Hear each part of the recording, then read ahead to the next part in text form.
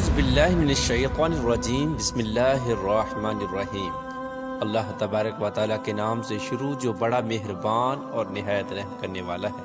آج سے کروڑوں سال پہلے اللہ تبارک و تعالیٰ نے اس کائنات کو تخلیق فرمایا اور پھر حضرت آدم علیہ السلام کے ذریعے اس کائنات کے اندر انسانی زندگی کی بنیاد رکھی۔ اس طرح اللہ تبارک و تعالیٰ نے اس روئے زمین کے اوپر بے شمار قوموں کو آباد فرمایا اور ان قوموں کی طرف اپنے بے شمار انبیاء کرام کو مبعوث فرمایا۔ ہر ایک قوم کی طرف مختلف انبیاء کرام ان کی رشد و ہدایت کے لیے تشریف لائے، یہاں تک کہ 1,24,000 کم و بیش انبیاء کرام اس روئے زمین پر جلوہ فروز ہوئے۔ اور پھر اللہ تبارک و تعالیٰ نے اپنے پیارے حبیب حضرت محمد مصطفیٰ صلی اللہ تعالیٰ علیہ وآلہ وسلم پر نبوت کا دروازہ بند کر دیا، اور اب قیامت تک کوئی بھی نبی اس دنیا میں تشریف نہیں لائے گا۔ یار دوستو، اس طرح بے شمار انبیاء کرام اپنے اپنے وقت میں اپنی اپنی قوموں کی طرف آئے اور دنیا سے واپس چلے گئے، لیکن 4 انبیاء کرام ایسے ہیں جو آج بھی زندہ ہیں اور وہ آج بھی لوگوں کی مدد کرتے ہیں اور ان کو ہدایت کی طرف بلاتے ہیں۔ یہ 4 انبیاء کرام کون کون سے ہیں اور اللہ تبارک و تعالیٰ نے ان انبیاء کرام کو کس وجہ سے زندہ رکھا ہے اور ان کے زندہ رہنے کی کون سی وجوہات ہیں، ان تمام تر سوالات کے جوابات آج کی اس ویڈیو میں ہم آپ کو بتائیں گے،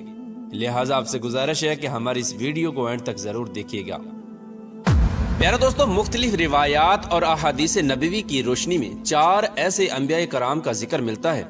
جن کو اللہ تبارک و تعالیٰ نے آج بھی زندہ رکھا ہے، لیکن یہاں سوال یہ پیدا ہوتا ہے کہ ان 4 نبیوں کو اللہ تبارک و تعالیٰ نے کس وجہ سے زندہ رکھا ہے اور یہ 4 نبی کب تک زندہ رہیں گے۔ پیارے دوستو، پہلے نبی جن کو اللہ تبارک و تعالیٰ نے موت نہیں دی اور جن کے ہمیشہ زندہ رہنے کا ذکر خود قرآن پاک میں ملتا ہے، وہ حضرت عیسیٰ علیہ السلام ہیں۔ جب حضرت عیسیٰ علیہ السلام نے نبوت کا اعلان کیا تو انہوں نے اپنے ارد گرد کے لوگوں کو جمع کر کے فرمایا کہ میں اللہ تبارک و تعالیٰ کی طرف سے بھیجا ہوا نبی ہوں اور میں دعوت حق دینے کے لیے مبعوث کیا گیا ہوں۔ لیکن جس قوم کی طرف اللہ تبارک و تعالیٰ نے حضرت عیسیٰ علیہ السلام کو مبعوث فرمایا، وہ قوم یہودی قوم تھی، اور ان کی کتاب میں یہ واضح لکھا ہوا تھا کہ اللہ تبارک و تعالیٰ کا ایک نبی آئے گا جو یہودیوں کے دین کو ختم کر دے گا۔ اسی ڈر کی وجہ سے یہودیوں نے حضرت عیسیٰ علیہ السلام کو قتل کرنے کا منصوبہ بنایا کہ اگر حضرت عیسیٰ علیہ السلام زندہ رہے تو ہمارے دین کو ختم کر دیں گے۔ چنانچہ حضرت عیسیٰ علیہ السلام اللہ تبارک و تعالیٰ کے حکم کے مطابق ان یہودیوں کو حق کی طرف بلاتے رہے اور دعوت حق دیتے رہے، لیکن وہ بدبخت قوم آپ پر ایمان نہ لائی اور آپ کو جھٹلاتی رہی اور آپ پر طعن و تشنیع کرتی رہی۔ جب حضرت عیسیٰ علیہ السلام کو یقین ہو گیا کہ اب یہ لوگ میری کسی بات کا یقین نہیں کریں گے اور اسی طرح جہالت پر ڈٹے رہیں گے، ایک دن آپ نے سب یہودیوں کو اکٹھا کیا اور ان سے کہا کہ آپ میں سے کون ہے جو اللہ تبارک و تعالیٰ کے دین پر ایمان لاتا ہے؟ تو ان میں سے تقریباً 12 یا 19 لوگ ایسے تھے جنہوں نے اس بات کا اقرار کیا کہ ہم اللہ تبارک و تعالیٰ کی وحدانیت پر ایمان لاتے ہیں، اور کہا کہ ہم مسلمان ہوئے اور یقیناً آپ ہماری بخشش کا ذریعہ بنیں گے۔ ان خوش نصیب لوگوں کے علاوہ باقی تمام لوگوں نے دین اسلام قبول نہ کیا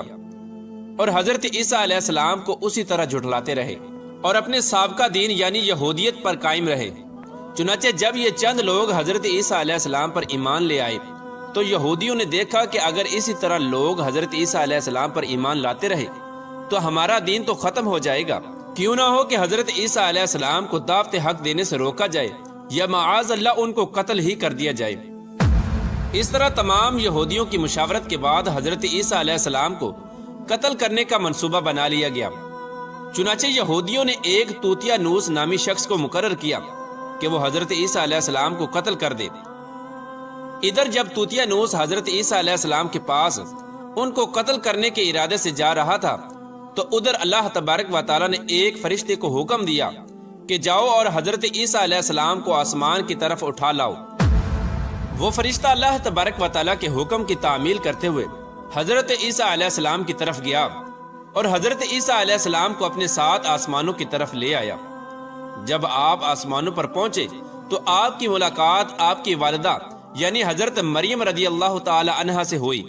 اس وقت آپ کی والدہ نے آپ کو گلے لگا کر پیار کیا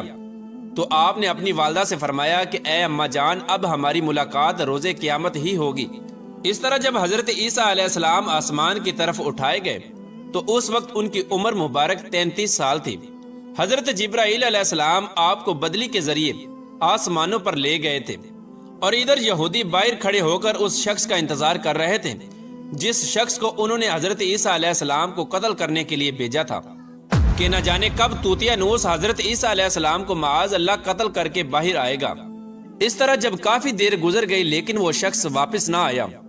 تو اس وقت تمام یہودی حضرت عیسیٰ علیہ السلام کے گھر کی طرف گئے، آخر دیکھے کہ ماجرا کیا ہے، تو انہوں نے وہاں ایک شخص کو پایا جس کا چہرہ حضرت عیسیٰ علیہ السلام جیسا تھا۔ انہوں نے اس کو قتل کر دیا، اور قتل کرنے کے بعد انہوں نے دیکھا کہ یہ چہرہ تو حضرت عیسیٰ علیہ السلام جیسا ہے، پر یہ تو ہمارا بھیجا ہوا وہی شخص ہے، یعنی طوطیا نوس ہے جس کو ہم نے حضرت عیسیٰ علیہ السلام کے قتل کے لیے بھیجا تھا۔ یہ ماجرا دیکھ کر تمام یہودی پریشان ہو گئے اور دو گروہوں کے اندر تقسیم ہو گئے، اور تمام یہودی آپس ہی میں لڑنے اور جھگڑنے لگے۔ اس لڑائی کے اندر بہت سارے یہودیوں کا قتل عام ہوا، جس طرح کہ اللہ تبارک و تعالیٰ سورۃ النساء کے اندر فرماتا ہے، اور ان کے اس کہنے کی وجہ سے کہ ہم نے اللہ تبارک و تعالیٰ کے رسول حضرت عیسیٰ علیہ السلام کو قتل کر ڈالا، حالانکہ انہوں نے ان کو قتل نہ کیا اور نہ ہی انہیں سولی چڑھایا، مگر ان کے لیے کسی کو حضرت عیسیٰ علیہ السلام کا ہم شکل بنا دیا گیا، اور بے شک جو لوگ ان کے بارے میں اختلاف کر رہے ہیں وہ شک میں پڑے ہوئے ہیں، اور ان کے پاس کچھ بھی علم نہیں، مگر یہ لوگ گمان کی پیروی کر رہے ہیں۔ بلکہ اللہ تبارک و تعالیٰ نے حضرت عیسیٰ علیہ السلام کو آسمانوں کی طرف اٹھا لیا تھا، اور یقیناً وہ قتل نہیں کیے گئے، اور اللہ تبارک و تعالیٰ غالب حکمت والا ہے۔ حدیث نبوی ہے کہ نبی کریم رؤوف الرحیم صلی اللہ تعالی علیہ وآلہ وسلم نے ارشاد فرمایا کہ حضرت عیسیٰ علیہ السلام قیامت سے پہلے زمین پر تشریف لائیں گے اور سنت نبوی کے مطابق زندگی گزاریں گے۔ حضرت عیسیٰ علیہ السلام ہی صلیب کو توڑیں گے اور دجال کا جڑ سے خاتمہ کریں گے، اور حضرت عیسیٰ علیہ السلام تقریباً 7 برس تک اس دنیا کے اندر زندگی گزاریں گے اور اللہ تبارک و تعالیٰ کے دین کو عام کریں گے۔ آپ کو مدینہ کی سرزمین میں گنبد خضرا میں دفن کیا جائے گا، اور جو لوگ یہ عقیدہ رکھتے ہیں کہ حضرت عیسیٰ علیہ السلام معاذ اللہ قتل ہو گئے یا سولی پر لٹکائے گئے، وہ دائرہ اسلام سے خارج ہیں اور وہ کفر کر رہے ہیں۔ پیارا دوستو، اب بات کرتے ہیں دوسرے نبی کی جن کو اللہ تبارک و تعالیٰ نے زندگی عطا فرمائی ہوئی ہے، وہ حضرت خضر علیہ السلام ہیں۔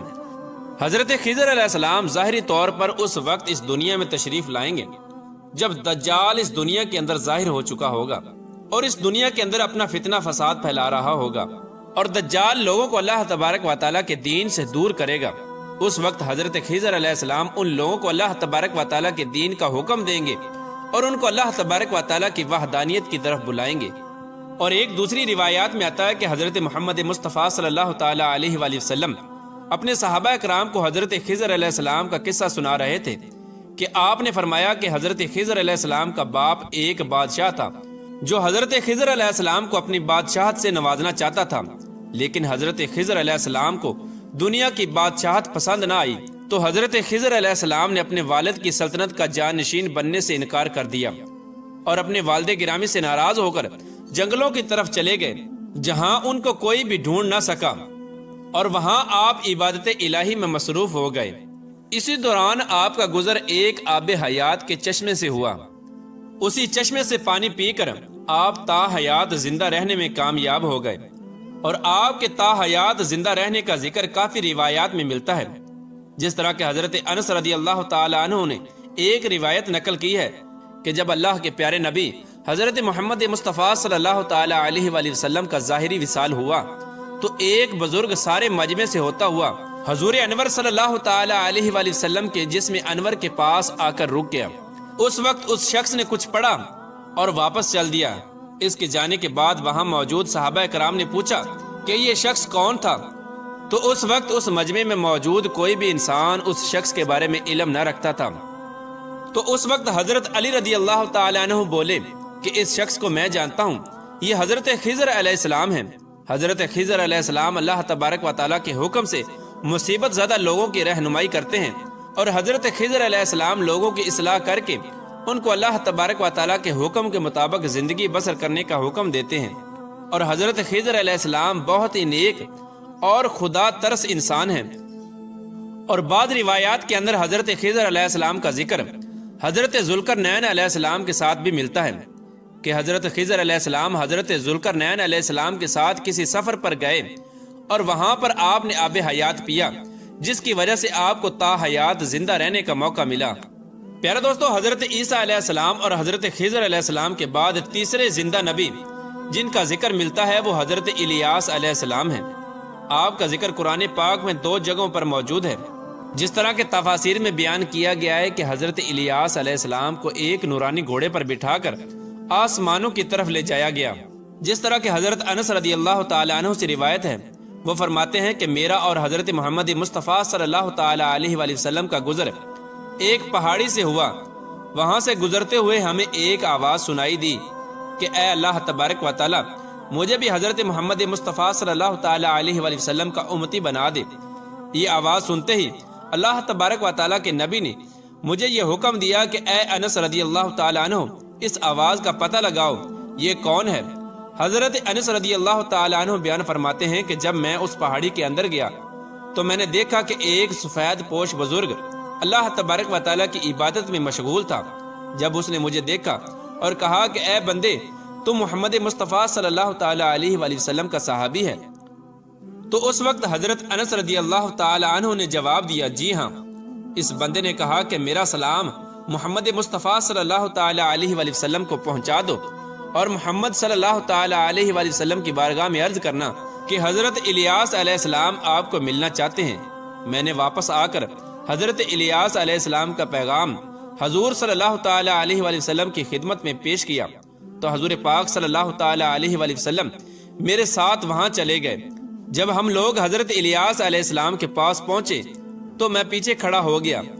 تو حضور پاک صلی اللہ تعالیٰ علیہ وآلہ وسلم اور حضرت الیاس علیہ السلام کافی دیر تک آپس میں بات چیت کرتے رہے۔ اللہ تبارک و تعالیٰ کی طرف سے ان پر آسمان سے کھانا نازل ہوا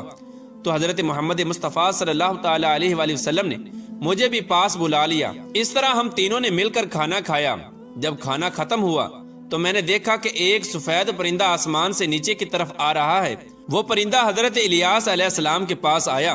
حضرت الیاس علیہ السلام اس پرندے پر سوار ہو کر آسمان کی طرف چلے گئے۔ بعض علماء کرام نے لکھا ہے کہ حضرت الیاس علیہ السلام اور حضرت خضر علیہ السلام ہر رمضان شریف میں بیت المقدس میں تشریف لاتے ہیں اور وہاں پر روزے رکھتے ہیں اور حج کے موقع پر حج ادا کرتے ہیں۔ یہ دونوں نبی مختلف مقامات پر مصیبت زدہ لوگوں کی مدد کرتے ہیں۔ پیارے دوستو، اب بات کرتے ہیں چوتھے نبی کی جو آج بھی زندہ ہیں۔ وہ حضرت ادریس علیہ السلام ہیں جن کے زندہ ہونے کی بھی روایات ملتی ہیں۔ جس طرح کہ اللہ تبارک و تعالیٰ سورہ مریم کے اندر ارشاد فرماتا ہے کہ وہ ایک نیک اور پرہیزگار انسان اور نبی تھے کہ اللہ تبارک و تعالیٰ نے حضرت ادریس علیہ السلام کو جنت سے اٹھا لیا تھا۔ پیارے دوستو، شب معراج کی رات چوتھے آسمان پر حضرت محمد مصطفیٰ صلی اللہ تعالیٰ علیہ وآلہ وسلم اور حضرت ادریس علیہ السلام کی ملاقات ہوئی تھی۔